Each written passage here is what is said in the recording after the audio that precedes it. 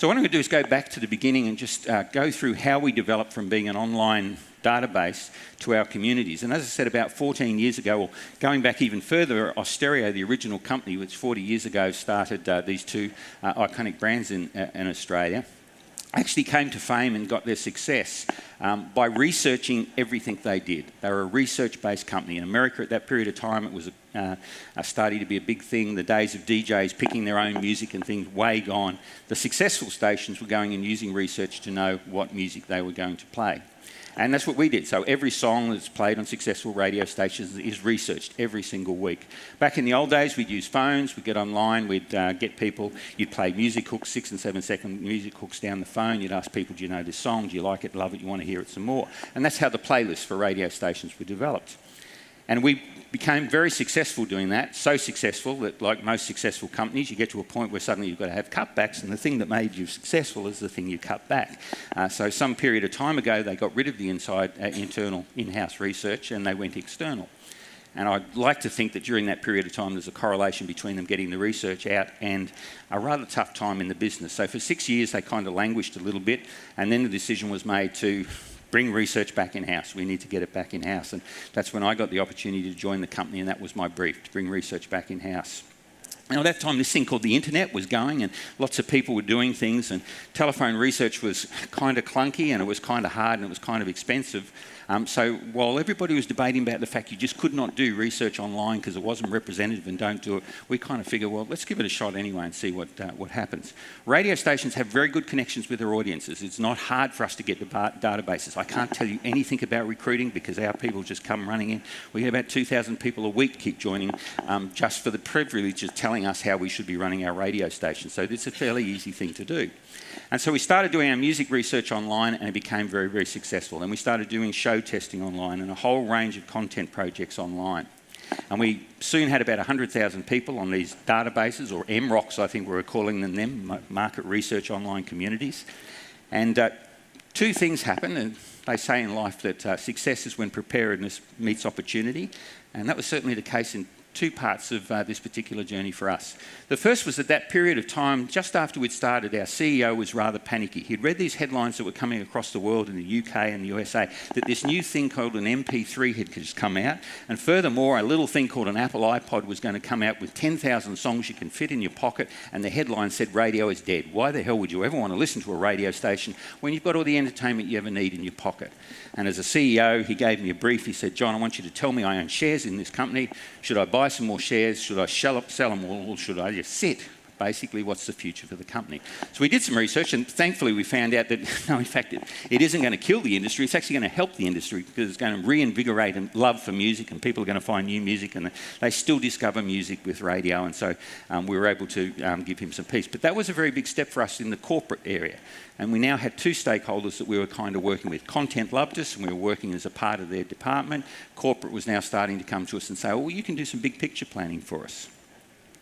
A little bit further down the track, our Chief Sales Officer also had an opportunity when a major client of ours came up and said, look, we've been sponsoring the show of yours for a while. We just wanted to know how it is going so we can continue to justify the buy.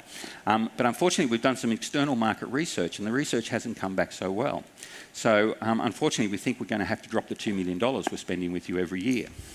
Now, being a good salesperson, our Chief Sales Officer was at that time pretty good at thinking on their feet.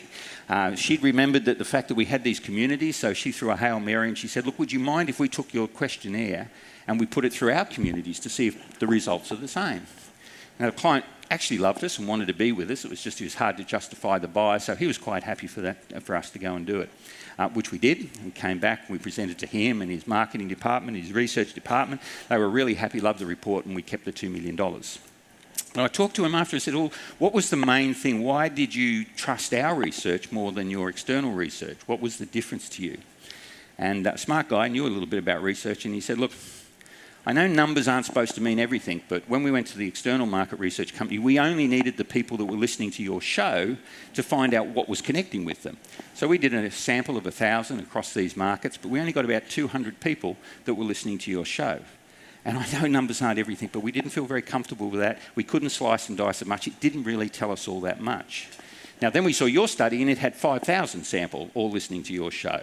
And that's kind of impressive, 200 to 5,000. And now we had a lot of depth in there that we can slice, dice, cut deeper. And what you gave us is how people connected with the show in a lot more detail than what we're able to do. So we suddenly realised we've got something of value here. We could get very, very big sample sizes very easily, and still applying all the research robustness to it for what it was. What clients were asking anyway was to hear about what our audience thought of things. So the sales thing started to grow. We got more studies coming in. That time we were using a very basic platform, and so we thought we need to start to get prepared for this to grow a little bit more. And that was about 8 years ago, and Vision Critical were just coming into the country, and I met with them. And I think we're about the third, fourth client to sign up with Vision Critical in Australia, and that was 8 years ago. Now, since then, we've had some great growth. That growth was good then, but it's really taken off like a rocket ship. Our research team, there was just 4 of us back then. We now have about 25 full and part-time researchers. And our problem is we're growing so fast, we can't find the talent to keep up with the people we want to put onto the team. We had 3 customers back then. Content, definitely was something we worked with all the time. We had corporate coming to us, we had sales coming to us, but we now have about 12 internal teams that come to us for their research.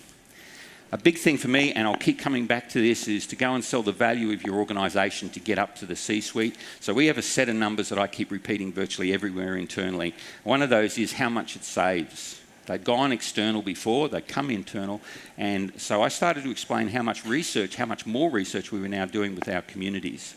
We do about 150 plus sales surveys a year, we do about 500 content surveys. If you were to pay for the sample costs of those every year, it'd be about $3 million a year. So I find it pretty easy to say to the company, well, we've just saved you $24 million over the last 8 years, so that's not too bad. Jasmine will go in later on how we leverage our sales, how research gets money on the table that we wouldn't have got otherwise. And we've estimated that over that 8 years, we've made about $35 million for the company through leverage research as well. So these are figures I keep repeating in a lot of presentations to demonstrate the ROI of our insight community.